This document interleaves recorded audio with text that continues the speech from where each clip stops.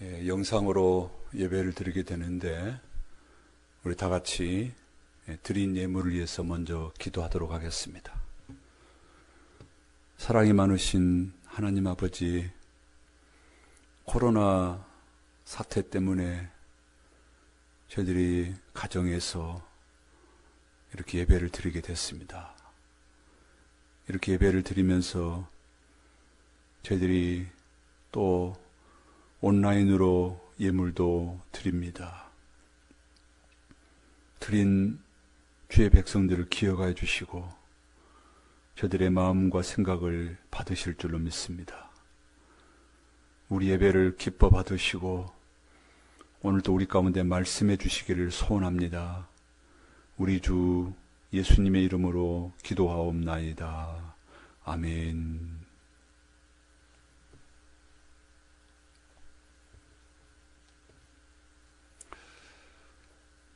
코로나 바이러스가 우리의 예배 스타일을 바꿔놓았습니다. 영상으로 이렇게 예배 드릴 줄은 예전에 미처 몰랐습니다. 제가 기억하기로 영상 예배가 시작된 것은 한 지금으로부터 30년 전쯤 된 것 같습니다. 제가 그 당시에 신학교에 다니고 있었습니다.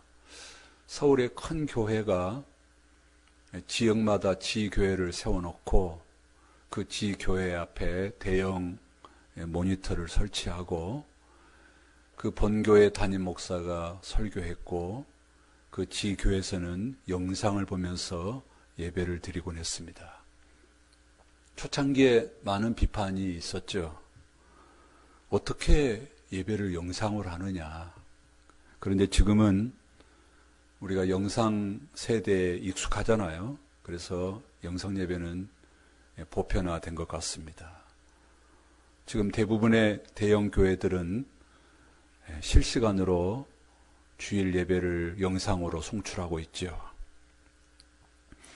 너무 가난해서 핸드폰이 없거나 인터넷을 볼 수 없고 또 멀리 중국이나 해외에서 한국 목사님들의 설교와 찬양을 듣고 예수를 믿고 또 매일 극동방송을 청취하면서 이 방송 설교가 너무나 고맙다고 극동방송국에 편지하는 사람들도 있다고 그럽니다.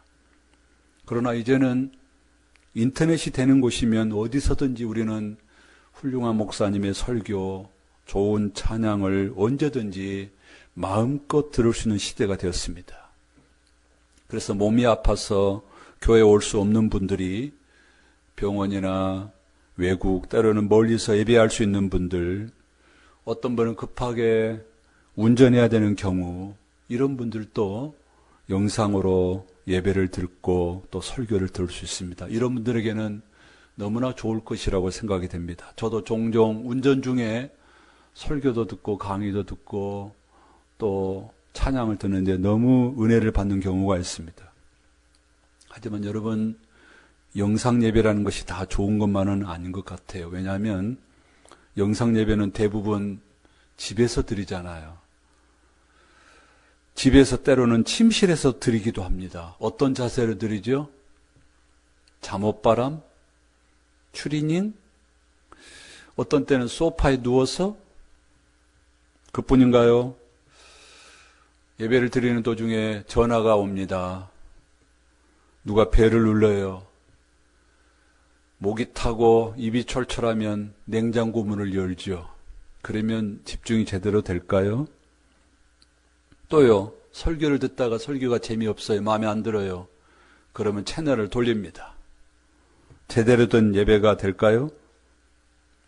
지금처럼 비상시국에 그리고 아주 특별한 경우를 제외하고는 영상 예배에 적응한다는 것은 쉽지 않습니다. 그리고 자기 자신을 잘 관리하고 통제할 수 있는 사람이라면 모를까? 무슨 얘기냐면 자신의 개 이름을 합리화시키기 위해서 영상 예배를 도구로 사용해서는 안 된다는 것이죠. 아무튼 우리는 오늘 영상으로 예배하게 되었습니다. 하나님은 영이시니 하나님은 신령한 존재라고 말했습니다. 하나님은 우리 눈에 보이지 않는 분이라는 뜻이죠. 그런데요, 그 하나님은 온 세상에 계시는 분이십니다. 그래서 우리가 지금 영상으로 예배하지만 하나님은 어떤 방법으로든지 이 말씀을 듣는 우리에게 역사하시는 능력의 하나님이심을 믿습니다. 그 하나님을 신뢰하고 하나님께 집중하면서 말씀의 귀를 기울여 보시길 바랍니다. 사람들에게는 좋은 일과 좋지 않는 일이 있습니다. 언제나 좋을 수만도 없고요, 언제나 끝도 없이 나쁜 일만 있지도 않습니다. 좋다가 나쁘기도 하고 나쁘다가 좋을 수도 있습니다. 물론 어떤 사람은 다른 사람에 비해서 더 인생의 아픔과 어려움을 겪는 경우도 있는 것 같아요. 반대로 누구는 아무런 어려움이 없이도 사는 것 같습니다. 하지만 대부분의 사람들은 어려움이 있는가 하면 반대로 기쁜 일과 그리고 좋은 일도 있죠. 하나님은 왜 우리에게 슬픔과 고통과 어려움을 주실까요? 여러분들은 분명히 여러분의 자녀들이 슬픔과 아픔과 고통을 겪지 않기를 바랄 겁니다. 저도 그렇습니다. 아픈 자녀가 있다면, 내가 대신 아프면, 자식이 아프지 않는다면 제가 기꺼이 아팠으면 좋겠다는 것이 저의 생각입니다. 하나님께서도 사랑과 자비가 풍성하신 분이십니다. 그런데 왜 하나님은 자기 자녀, 자기 백성인 우리에게 어려움을 주실까요? 하나님은 능력이 없어서가 아닙니다. 하나님은 힘이 없어서가 아닙니다. 하나님 우리를 모른 채 하시는 것이 아닙니다. 하나님께서 우리에게 아픔과 고통을 주시는 이유가 있습니다. 오늘 우리는 야곱을 얘기하려고 합니다. 아브라함의 손자 이삭의 아들 야곱 아시죠? 그가 쌍둥이 형 에서를 속이고 에서 형한테 사기치는 바람에 형이 자기를 죽이려고 하니까 외가로 도망을 갔다가 20년 만에 돌아옵니다. 어렸을 때 객지로 나간 사람들이 다시 고향으로 돌아오는 이유는, 돌아오는 경우는 대부분 성공했을 때입니다. 나가서 돈도 못 벌고 성공하지 못하면 창피해서 돌아오지도 못하죠. 야곱은 20년 만에 나름 성공을 해서 돌아올 마음을 먹어요.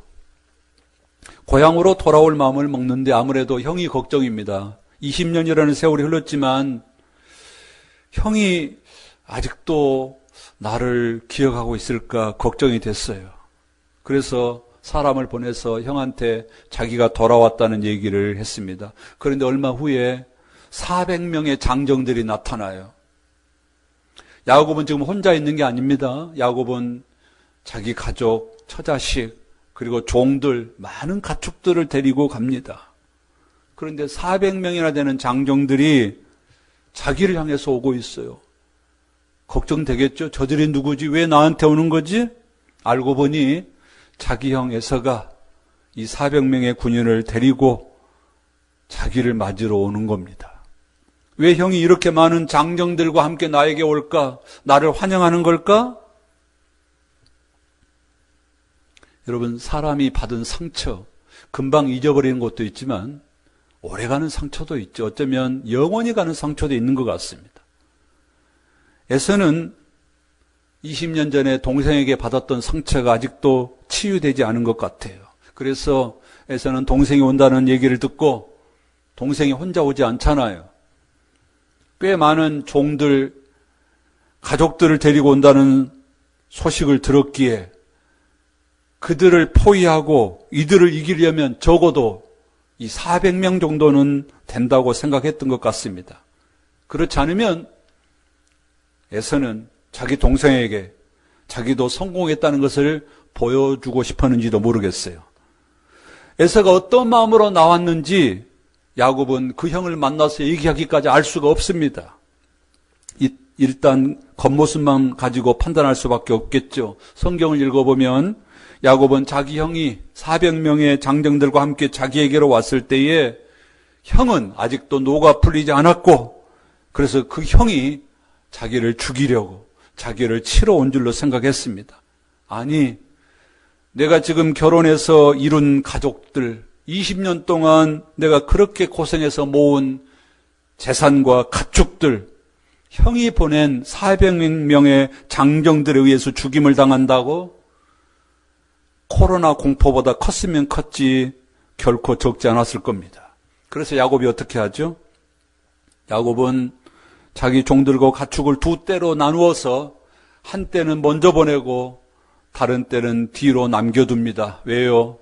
먼저 보낸 때가 에서의 장정들과 싸울 때에 그 뒷때는 피하려고 했던 것이지요. 그리고 야곱은 이 일을 행한 뒤에 이 위기 앞에서 야곱은 하나님께 기도하기 시작합니다. 창세기 32장 9절부터 보면 야곱의 기도의 내용이 나와요. 제가 읽어보겠습니다. 창세기 32장 9절입니다. 야곱이 또 이르되 내 조부 아브라함의 하나님 내 아버지 이삭의 하나님 여호와여 주께서 전에 내게 명하시기를 네 고향 네 족속에게로 돌아가라 내가 네게 은혜를 베풀리라 하셨나이다. 나는 주께서 주의 종에게 베푸신 모든 은총과 모든 진실하심을 조금도 감당할 수 없사오나 내가 내 지팡이만 가지고 이 요단을 건넜더니 지금은 두 때나 이루었나이다. 내가 주께 간구하오니 내 형의 손에서 에서의 손에서 나를 건져내시옵소서. 내가 그를 두려워하면 그가 와서 나와 내 처자들을 칠까 겁이 나기 때문이니이다. 주께서 말씀하시기를 내가 반드시 네게 은혜를 베풀어 내 씨로 바다에 셀 수 없는 모래와 같이 많게 하리라 하셨나이다. 여러분, 우리는 야곱을 통해서 기도하는 법을 배워야 되겠습니다. 우리가 언제 기도해야 되고 어떻게 기도해야 될까요? 여러분, 위기를 당할 때 기도해야 됩니다. 힘들고 어려울 때 기도해야 됩니다. 하나님은 우리가 위기와 어려움을 당할 때 기도하는 방법을 통해서 이 문제를 해결해 주시기를 원하십니다. 그래서 빌립보서 4장 6, 7절에 보면 아무것도 염려하지 말고 다만 모든 일에 기도와 간구로 너희 구할 것을 감사함으로 하나님께 아뢰라. 그리하면 모든 지각에 뛰어난 하나님의 평강이 그리스도 예수 안에서 너희 마음과 생각을 지키시리라. 여러분, 기도하는 방법도 배워야 할 것입니다. 사람이 힘들고 고통스러우면 상대방이 누군지도 생각지 않고 앞뒤 따질 것 없이 무조건 문제를 해결해 달라고 해서는 안 됩니다. 여러분, 모든 일은 순리가 있어요. 순서가 있어요. 지나가는 사람이 아무리 여러분들에게 울고불고 때를 써도 여러분과 상관없는 사람이라면 그냥 지나갈 거예요. 무턱대고 도와달라 하기 전에 내가 아무리 급하지만 내 얘기를 듣는 그분이 누군지, 그분이 정말 내 얘기에 듣고 나에게 도움을 줄 뿐인지 확인한 다음에 왜 도와줘야 되는지, 그리고 나의 상황은 무엇인지 정중하게 얘기를 해야 되는 것이죠. 야곱의 기도를 보십시오. 야곱이 하나님을 이렇게 불러요. 내 조부 아브라함의 하나님, 내 아버지 이삭의 하나님. 이 고백은 20년 전에 야곱이 꿈을 꿀 때 했던 이 말이잖아요. 야곱이 한 게 아니라 하나님이 야곱에게 하셨던 말씀입니다. 야곱은 20년 전에 하나님이 자기에게 했던 이 얘기를 기억하고 있어요. 야곱은 분명히 자신과 함께하고 자기에게 복 주시겠다는 하나님이 어떤 하나님인지를 알고 있어요. 무턱대고 떼쓴 게 아니었어요. 여러분에게도 묻습니다. 여러분의 하나님은 어떤 하나님이십니까? 여러분의 기도를 들으시는 하나님은 어떤 하나님이십니까? 그래서 야곱은 과거에 하나님께서 자신을 부르시고 자기에게 주신 그 약속의 말씀에 근거해서 하나님께 도움을 요청하고 있습니다. 사랑하는 성도 여러분, 우리가 하나님께 기도하는 이유가 여기에 있습니다. 우리는 허공에다 기도하는 게 아니에요. 우리는 우리의 기도에 귀를 기울이시고 들으시는 하나님께 기도하는 겁니다. 그 하나님은 아브람과 이삭과 야곱의 하나님이십니다. 여러분, 광야에서 양을 치고 있던 모세, 하나님이 불러요. 모세야, 모세야, 너는 애굽에 가서 내 백성 이스라엘을 건져내라. 모세가 하나님께 묻습니다. 하나님, 제가 애굽에 가기는 가겠는데요, 이스라엘 백성들이 나에게 묻기를 도대체 당신은 누구요? 어디서 왔어? 누가 보내서 왔어? 이렇게 물어보면 제가 뭐라고 대답하죠? 모세가 하나님께 질문합니다. 그때 하나님이 모세에게 이렇게 알려줘요. 모세야, 너를 보낸 자는 아브람과 이삭과 야곱의 하나님 여호와라고 얘기해라. 모세는 이 약속을 믿고 이 약속을 들고 미디안 광야에서 애굽으로 내려갑니다.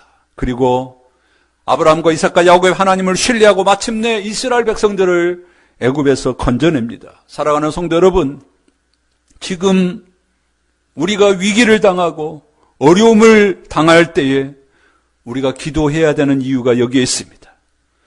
아무리 기도해도 우리의 기도에 귀를 기울이지 않는다면, 기도를 해도 아무런 응답이 없다면 기도해봐야 무슨 소용이 있겠습니까? 그러나 여러분, 아브라함의 하나님, 이삭의 하나님, 야곱의 하나님은 어떤 하나님이십니까? 아브라함을 갈대아 우리에서 건져내시고 가나안 땅으로 인도하시고, 아브라함이 위기를 당할 때마다 보호하시고 지키시고 인도하시는 신실하신 여호와 하나님. 이삭의 하나님은 어떤 하나님이시죠? 이삭이 믿는 하나님. 이삭은 10대 때에 아버지가 자기를 죽이려고 하잖아요. 그때도 아버지를 거역하잖아요. 왜요? 인간적으로는 반항할 수 있었지만 이삭은 아버지 아브라함의 하나님이 어떤 하나님인지 알았어요. 그 하나님을 신뢰했기 때문에 아버지에게 순종했던 거예요. 그런 이삭을 하나님은 복 주시고 이삭이 어려운 가운데서도 이삭과 함께 하셨습니다. 아브라함과 이삭에게 복 주신 하나님, 그 하나님이 마침내 야곱을 통해서 당신의 놀라운 약속을 이루어 가십니다. 여러분, 하나님은 아브라함에게 이렇게 약속했잖아요. 내가 너의 자손에게 복을 주리라. 그 복이 구체적으로 실현된 때가 바로 야곱 때입니다. 당신이 약속하신 말씀을 신실하게 이루시는 하나님이심을 야곱을 통해서 보여주고 있습니다. 사랑하는 성도 여러분, 아브라함과 이삭과 야곱에게 말씀하신 그 하나님, 그리고 그 약속을 이루시는 하나님, 그 하나님이 모세에게 나타났고 그 하나님이 이스라엘 백성들에게 나타나셔서 그 약속을 이루셨습니다. 우리는 그 하나님께 기도하는 것입니다. 야곱은 이렇게 하나님을 부른 다음에 하나님께 자기의 소원을 아뢰죠. 하나님, 과거에 저에게 약속했지 않았습니까? 너는 네 고향, 네 족속에게로 돌아갈 거다. 네 씨가 바닷가의 모래처럼 많게 할 거다. 하나님 약속하셨지 않았습니까? 그런데 제가 지금 죽을 위기에 빠졌습니다. 나를 건져 주십시오. 내가 두렵습니다. 불쌍히 여겨 주십시오. 야곱은 이렇게 하나님께 기도하고, 그리고 그날 밤에 또 밤을 새워서 기도해요. 하나님, 이 어려운 위기를 극복시키도록, 이 어려운 위기를 이기도록 하나님 도와주십시오. 그 다음 날입니다. 야곱은 장이 형을 만나요. 그런데 웬일이죠? 형의 마음이 너그러워졌습니다. 그래서 야곱은 형을 안고 화목합니다. 어떻게 이렇게 될 수 있죠? 형이 야곱 이번에 선물에 감동 먹었나요? 그건 아닌 것 같아요. 에서는 400명이나 되는 군대를 거느릴 만큼 부자입니다. 부자는 물질 때문에 감동되지 않아요. 에서의 마음이 녹아지고 동생에게 화를 푼 이유는 하나님의 작품인 것입니다. 하나님은 야곱의 기도를 통해서 에서의 마음을 움직였고 야곱과 화해하도록 만들었습니다. 사랑하는 성도 여러분, 코로나 뉴스를 보면서 근심되지 않습니까? 또 여러분의 삶을 짓누르는 염려와 근심이 있지 않습니까? 또는 인생의 여러 가지 위기를 보면서 힘들지 않습니까? 우리가 할 수 있는 것이 있습니다. 예수님이 이렇게 말씀하셨어요. 지금까지는 너희가 내 이름으로 아무것도 구하지 아니하였으나 구하라 그리하면 받으리니 너희 기쁨이 충만하리라. 여러분, 그렇습니다. 우리가 이 세상의 여러 위기 앞에서 그 위기를 두고 걱정할 것이 아니라 하나님 앞에 겸손히 엎드리고 하나님께 나아가면 하나님께서 분명히 우리의 기도를 들으시고 우리에게 평안함을 주시고 기쁨을 주실 줄로 믿습니다. 여러분, 기도하는 백성은 망하지 않아요. 하나님은 자기 백성들을 결코 홀로 버려두지 않습니다. 하나님은 자기 백성과 함께 하십니다.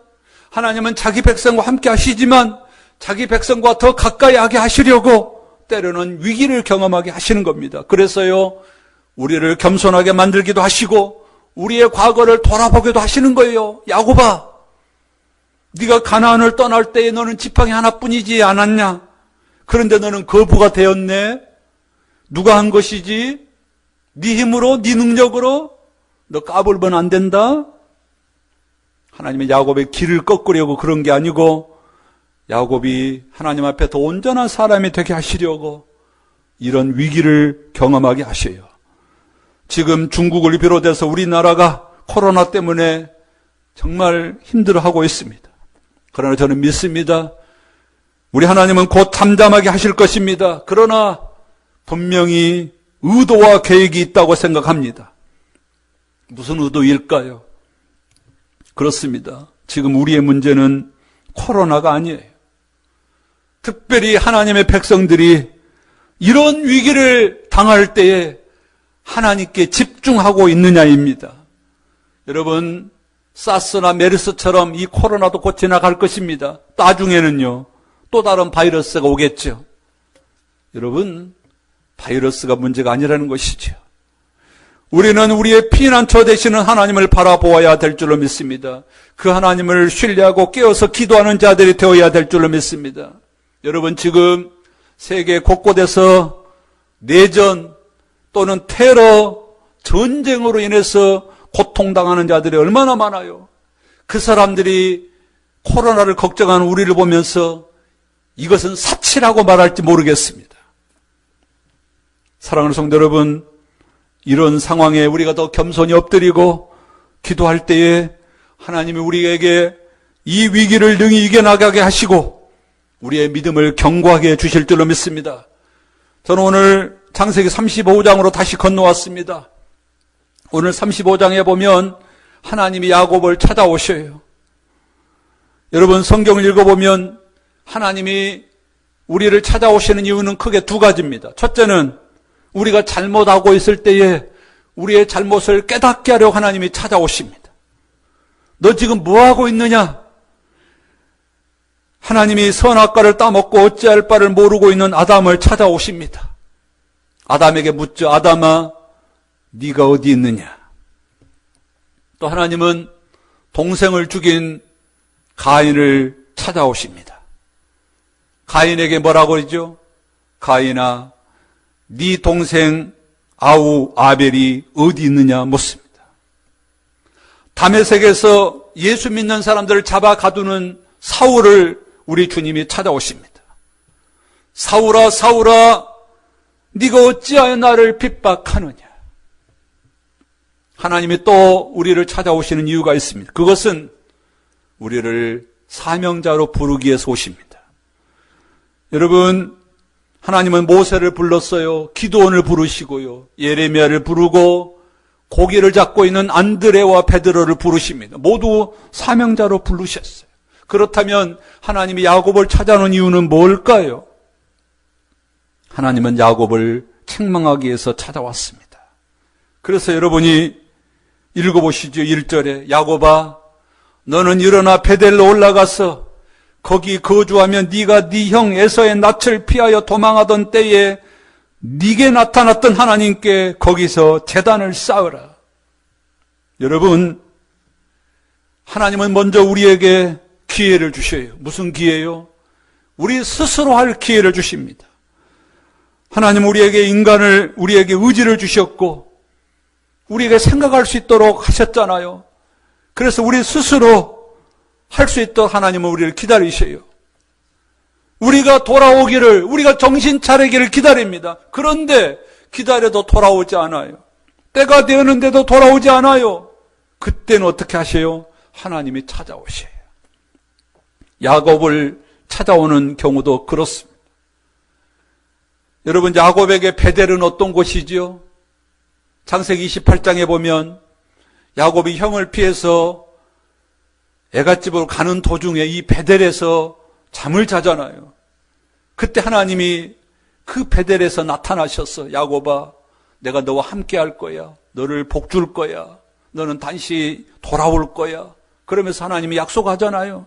그러니까 이 야곱에게 베델은 과거에 하나님의 은혜를 받은 장소예요. 잊을 수 없는 곳이죠. 그런데 야곱이 하나님이 그런 약속을 했을 때에 야곱이 하나님께 약속했죠. 자기도 하나님이 나에게 복을 주시면 저도 반드시 이 베델에 와서 제단을 쌓고 하나님께 영광 돌리겠습니다. 그런데요, 지금 야곱이 잊어먹고 있네요. 야곱 시대 이스라엘 지도를 한번 살펴보십시오. 야곱이 지금 하나님의 말씀을 받은 곳이 세겜입니다. 세겜. 여러분, 세겜에서 야곱은 바로 창세기 34장을 보면 큰 사건을 경험합니다. 자기 딸이 이 세겜에서 겁탈을 당하고 이 일 때문에 야곱의 아들들이 나가서 세겜의 남자들을 죽여요. 그래서 야곱은 이 세겜 사람들을, 그 가나안 사람들 앞에 두려움을 가져요. 자기 딸이 나가서 겁탈을 당하고 자기 자녀들이 나가서 살인을 저지른 게 이게 실수였을까요? 단순하게? 지도를 보십시오. 지도를 보면요, 저 밑에는 야곱의 고향 브엘세바가 있습니다. 그리고 올라오면 예루살렘이 있고요. 그리고 그 위로 올라오면 베델이 있고요. 베델 위로 올라오면 세겜이 있고 세겜 옆에 숫곳이라는 곳이 있습니다. 지금 야곱은 세겜에 있습니다. 그 세겜 바로 옆에 숫곳이 있는데요. 얼마 전에 형을 만나서 기도했던 장소가 브니엘입니다. 야곱은 이 브니엘을 만난 뒤에 베델을 거쳐서 실은 예루살렘, 그리고 그 거쳐서 저 밑에 자기 고향 브엘세바로 가야 되는데 가지 않아요. 야곱은 이 브니엘에서 숫곳에 진을 칩니다. 숫곳은 바로 세겜 옆이에요. 33장 17절을 읽어보면 야곱은 이 숫곳에서 집을 짓습니다. 그 다음에 우리간도 지어요. 그러다가 그 옆에 있는 세겜에 밭을 사요. 제가 성경을 읽으면서 야곱은 베델, 자기 고향 생각이 별로 없게 느껴졌습니다. 아예 세겜에 정착할 마음을 갖는 것 같아요. 에서를 만나서 당황할 때는 하나님을 찾고 하나님께 도와달라고 했다가 문제가 해결되니까 이제는 자기 갈 길을 찾아가는 모습. 여러분, 이런 야곱을 하나님이 내버려 두시겠습니까? 그렇습니다. 여러분, 야곱은 하나님의 사람입니다. 하나님은 자기 백성, 자기 자녀가 하나님을 잊어버리도록 내버려 둔다고요? 그러지 않습니다. 하나님은 이런저런 방법으로 자기 백성이 깨닫게 하고 돌이키시는 하나님이십니다. 바로 세겜 사건이 일어나고 하나님은 야곱에게 말씀해요. 야곱아, 이제는 올라갈 때가 되지 않았냐? 네가 약속한 것을 지킬 때가 되지 않았느냐? 그래, 베델로 올라가라. 하나님이 왜 야곱에게 베델로 올라가라고 할까요? 베델로 올라가면 하나님께 무슨 유익이 있을까요? 그렇습니다. 우주 만물을 창조하신 하나님, 뭐가 부족해서? 그렇습니다. 하나님이 야곱에게 베델로 올라가라고 하는 이유는 하나님 당신을 위해서가 아니라 야곱을 위해서입니다. 그래서 보십시오. 야곱은 이 명령을 듣자마자 실행에 옮겨요. 올라간 뒤 하나님은 야곱에게 어떤 복으로 함께 하십니까? 창세기 35장 5절. 그들이 떠났다는 얘기는 야곱과 그 가족들이 그 세겜에서 베델로 떠났다는 거예요. 떠났으나 하나님이 그 사면 고울들로 크게 두려워하게 하셨으므로 야곱의 아들들을 추격하는 자가 없었더라. 야곱의 자녀들이 세겜 남자들을 죽였기 때문에 그 가나안 사람들이 적대감을 가지고 야곱 가족들을 공격할 수 있었을 텐데 하나님이 그들을 잠잠하게 했다는 얘기입니다. 사랑하는 성도 여러분, 우리가 기도에 무릎을 꿇고 하나님이 계신 이전에 나에게 베풀어 주신 그 은혜의 동산을 기억하고 그것을 찾아서 베델을 올라가면 하나님은 저와 여러분과 함께 하시는 하나님이십니다. 우리의 주변을 우리를 불안하게 만드는 우리의 주변의 세력들을 물리치시고 제거해 주시는 신실하신 하나님이십니다. 그뿐이 아닙니다. 9절부터 보면요, 야곱이 밧단 아람에서 돌아오며 하나님이 다시 야곱에게 나타나서 그에게 복을 주시고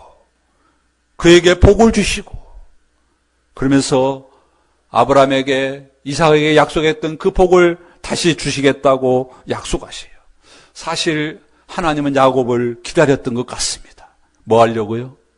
야곱에게 더 놀라운 것으로 함께 하시려고요. 사랑하는 성도 여러분, 하나님이 저와 여러분을 부르시고 때로는 위기를 주시고 어려움 가운데 우리가 다시 하나님을 찾도록 하시는 이유가 여기에 있습니다. 우리가 베델로 올라가기만 한다면 우리는 다시 하나님의 은혜를 경험할 수 있을 것인데, 하나님은 그걸 기대하게 하면서 우리에게 때로는 위기를 주시고 어려움을 주시는 것입니다. 그렇다면 야곱과 이스라엘 백성들이 이런 은혜, 즉 베델에 올라가서 하나님의 축복을 받기 위해서 무엇을 했죠? 35장 2절에 야곱이 자기 식구들에게 이렇게 명령합니다. 35장 2절입니다. 야곱이 이에 자기 집안 사람과 자기와 함께한 모든 자에게 이르되 너희 중에 있는 이방 신상들을 버리고 자신들을 정결하게 하고 너희들의 의복을 바꾸어 입으라. 세 가지를 부탁했어요. 첫째는 이방 신을 버려라. 두 번째는 자신을 정결하게 하라. 셋째는 의복을 바꿔 입어라. 베델로 올라가기 전에, 하나님의 은혜와 복을 받기 전에, 하나님의 사람으로 새롭게 변화되기 전에 먼저 이방 신상을 버려라. 이방 신상이 뭐겠어요? 그 당시 그 사람들은 부적을 갖고 있을 수도 있을 겁니다. 요즘 사람도 갖고 있으니까요. 오늘날 우리에게는 우상이 뭘까요? 하나님 우리에게 버리라고 하는 것이 뭘까요? 우상은 하나님보다도 더 소중하게 느껴지는 것, 더 가치 있게 느껴지는 겁니다. 그걸 내려놓으라는 말씀입니다. 자신을 정결하게 하라고 했습니다. 이것은 목욕하라는 말일 수도 있겠죠? 그러나 정결의 핵심은 목욕이 아니라 마음 아니겠어요? 우리의 중심입니다. 우리 안에 있는 부정하고 더러운 것들을 다 몰아내고 거룩한 생각으로 바꾸라는 것 아니겠습니까? 의복을 바꿔 입어라. 이것은 우리의 겉모습입니다. 정결하게 하는 것이 우리의 마음의 문제라면 의복을 바꿔 입는 것은 외형, 행실의 문제라고 말할 수 있겠죠. 마음도 중요하고 겉도 중요하다는 겁니다. 물어볼까요? 마음이 고와야 좋은 말이 나옵니까? 좋은 말을 해야 마음이 곱습니까? 또 하나 물어볼게요. 성경을 좋아해야 성경을 읽습니까? 성경을 읽다 보니까 성경이 좋아집니까? 네, 둘 다 정답입니다. 마음의 문제이기도 하고요, 행동의 문제이기도 합니다. 어느 하나만의 문제는 아니에요. 이것이 베델로 올라가기 전에 야곱과 그의 가족들이 한 일입니다. 사랑하는 성도 여러분, 지금 우리는 코로나에 집중할 것이 아니라 하나님께 집중해야 될 때입니다. 야곱의 입장에서 한번 보세요. 야곱은 자기 형 에서가 400명의 장정을 거느리고 다가오고 있어요. 너무 걱정이었습니다. 딸이 세겜에서 겁탈을 당하고 자식들이 나가서 살인했으니 얼마나 걱정이겠어요. 그런데요, 그 배후에 하나님이 계셨어요. 하나님은 야곱과 함께하고 계셨습니다. 하나님은 이런 위기를 통해서, 이런 어려움을 통해서 야곱을 새롭게 하고 계셨습니다. 사랑하는 성도 여러분, 분명히 믿기로 하나님은 근본 코로나 사건을 통해서 저와 여러분의 믿음을 굳게 세워 가실 것입니다. 우리가 이런 위기 앞에 이것 때문에 불안하고 두렵고 벌벌 떨 것이 아니라 이런 상황에서 하나님이 이유가 있겠지. 그 하나님을 신뢰하고 하나님 이걸 통해서 우리가 기도하게 만들고 우리가 하나님 앞에 더 가까이 가게 만들고 또 우리가 하나님을 바라보면서 나아갈 때에 하나님께서 우리에게 승리를 가져다 주시는 분이심을 우리로 믿게 하시려고 이런 놀라운 은혜를 주신 줄로 믿습니다. 그러므로 저와 여러분이 이런 위기 앞에서 하나님을 신뢰하고 그리고 하나님의 섭리를 믿고 모두 믿음으로 승리하시기를 주님의 이름으로 축원합니다. 아멘. 네, 순서상 찬양도 하고 또 다 같이 기도도 해야 되겠습니다만 제가 먼저 기도하고 축도로 예배를 마치겠습니다. 거룩하신 하나님 아버지, 은혜와 사랑을 감사합니다. 야곱이 위기와 어려움을 당했을 때에 불안하고 두려워서 하나님을 찾았지만 하나님은 그 가운데 하나님은 그 배후에 간섭하고 계셨고 야곱의 믿음을 견고하게 하셨고 결국은 야곱을 베델로 보내셔서 야곱을 승리로 이끄시는 신실하신 하나님이셨습니다. 하나님, 지금 나라와 세계 정세가 요란할 때에 우리 믿음의 사람들이 하나님 앞에 더 겸손히 엎드리고 하나님을 바라볼 수 있는 하나님의 놀라운 계획인 걸 믿습니다.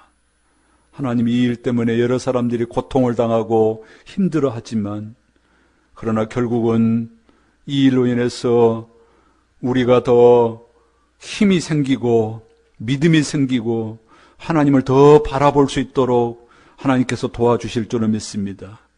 이 위기 앞에 흔들리지 않게 하시고 겸손히 엎드리는 저희들 되도록 도와주시옵소서.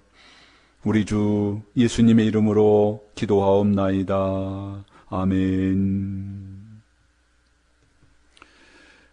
지금은 우리 주 예수 그리스도의 은혜와 하나님 아버지의 무한하신 사랑과 성령님의 교통하심과 위로 충만하심이 위기와 불안과 두려움 앞에서 겸손히 하나님 앞에 회개하고 하나님을 바라보고 베델로 올라가서 승리하기를 소원하는 주의 백성들 위에 이제로부터 영원토록 함께 있을지어다.